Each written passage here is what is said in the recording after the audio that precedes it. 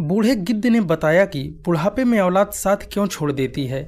आज का वीडियो बिना स्किप किए सबको देखना चाहिए, क्योंकि बुढ़ापा तो एक दिन सबका आना है।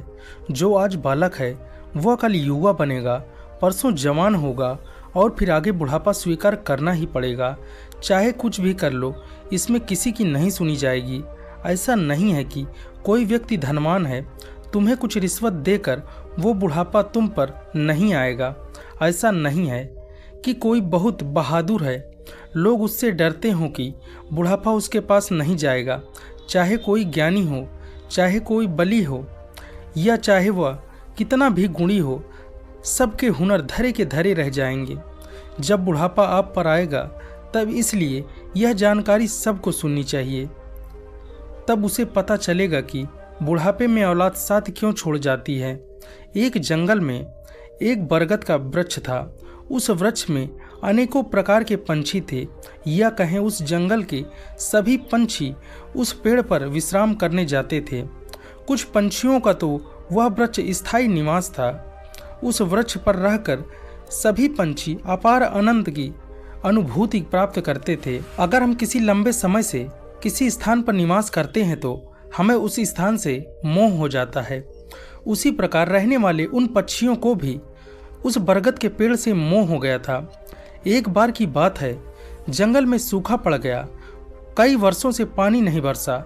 जंगल के वृक्ष सूख कर मुरझाने लगे। वो वट वृक्ष भी पानी न बरसने के कारण सूखने लगा।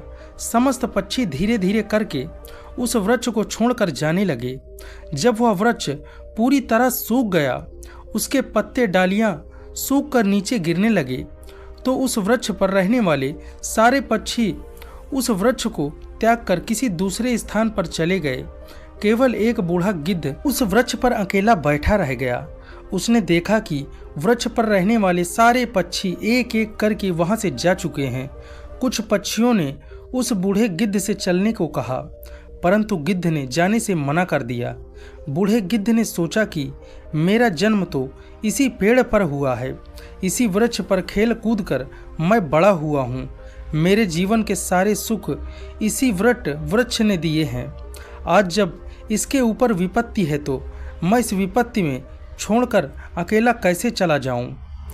इस वृक्ष ने मुझे पाल पोस कर बड़ा किया है, दुख सुख में मेरा साथ दिया है। मैं इस वृक्ष का ऋणी हूँ, मर कर भी इसे छोड़कर नहीं जाऊंगा। वे लोग बड़े खुदगर्ज होते हैं जो लोग बुढ़ापे में अपने माँ बाप को बुढ़ापे में छोड़कर चले जाते हैं, या परदेश में रहकर सुखपूर्वक जीवन व्यापन करते हैं। घर पर अपने वृद्धजनों को भूल जाते हैं। ऐसी संतान के लिए धिक्कार है। वो लोग अपने माँ बाप के बुढ़ापे का सहारा नहीं बन पाते। सोचो, जब तुम असहाय थे, तुम्हारे माँ बाप ने तुम्हें अकेले छोड़ा था।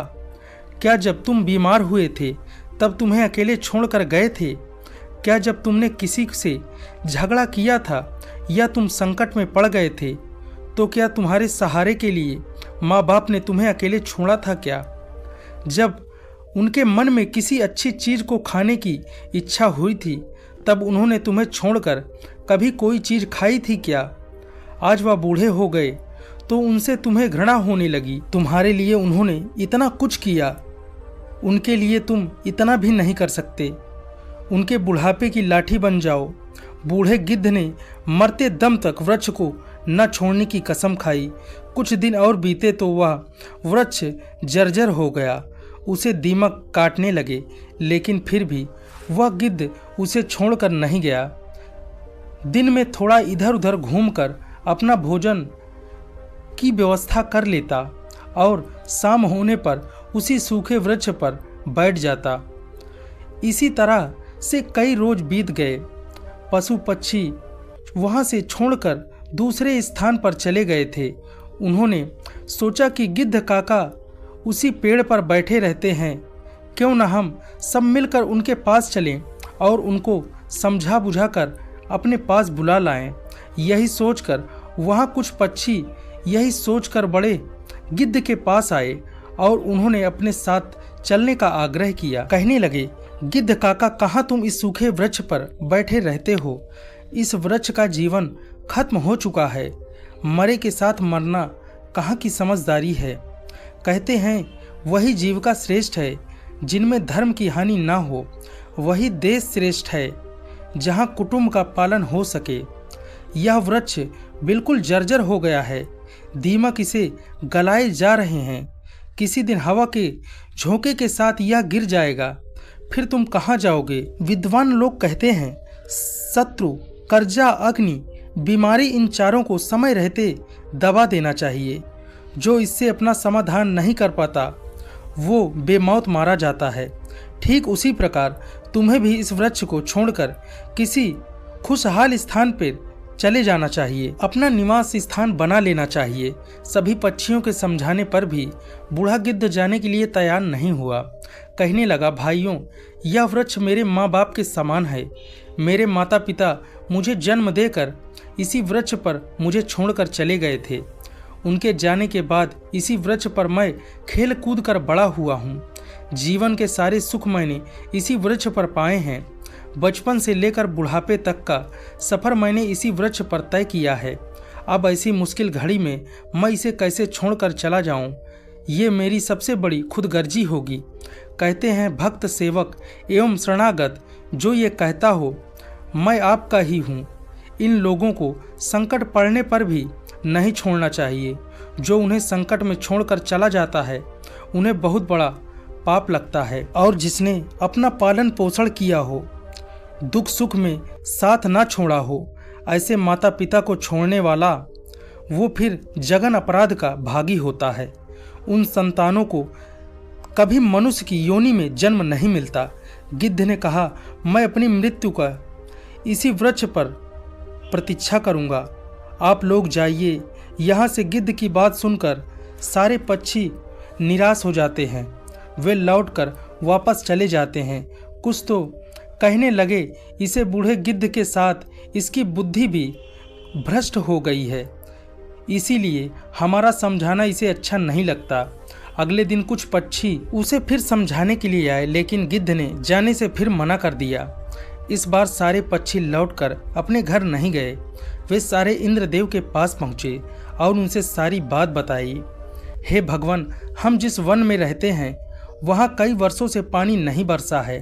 पूरा जंगल पानी से सूखा पड़ गया है।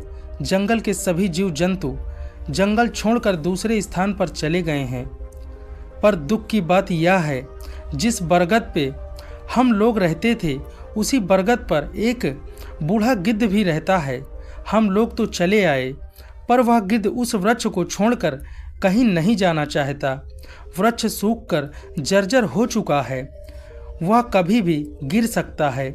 हम लोग उन्हें समझाने गए थे, लेकिन फिर भी वो वृक्ष छोड़ने के लिए तैयार नहीं हैं। वो कह रहे थे, मरते दम तक मैं इस वृक्ष का साथ नहीं छोड़ूंगा। इसलिए हे भगवान, आप ही चलकर उन्हें समझा दीजिए, शायद वो आपका कहना मान जाएं। पक्षियों के निवेदन को इंद्रदेव ने स्वीकार कर लिया और इंद्रदेव उन पक्षियों के साथ उस वन में जाकर उस बूढ़े गिद्ध के पास पहुँचे और उन्हें समझाने लगते हैं।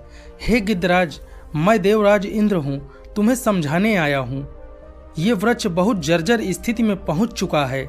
इसकी डालियाँ सूख कर गल चुकी हैं। इस पर छाया के लिए एक भी पत्ते नहीं बचे हैं।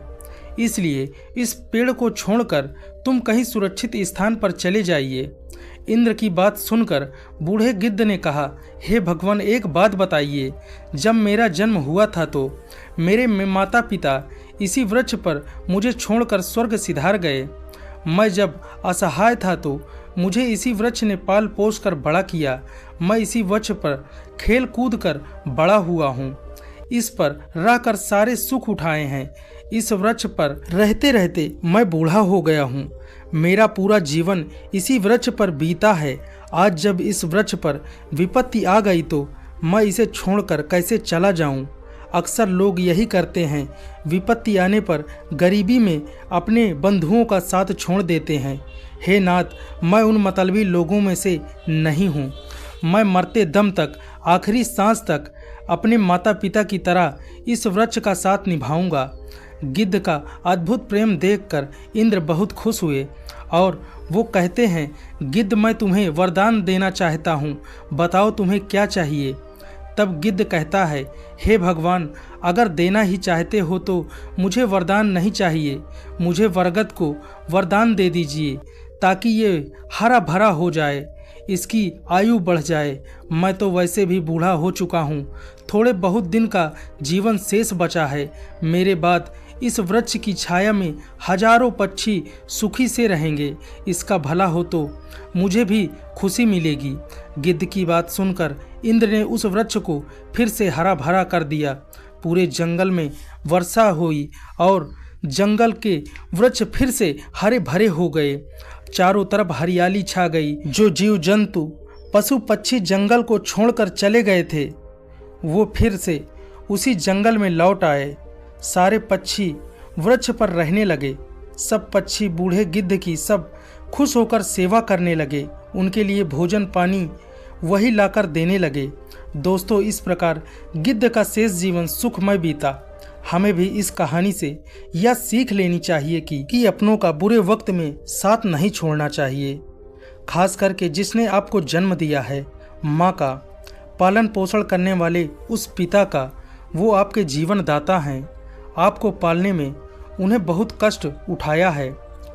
उनके बुढ़ापे में अगर आप सहारा नहीं बन पाए तो जीवन किसी काम का नहीं है। तो मित्रों, कैसा लगा यह वीडियो? अगर वीडियो पसंद आई हो तो एक लाइक करें। अगर आप हमारे चैनल पर नए हैं तो चैनल को सब्सक्राइब करें। धन्यवाद।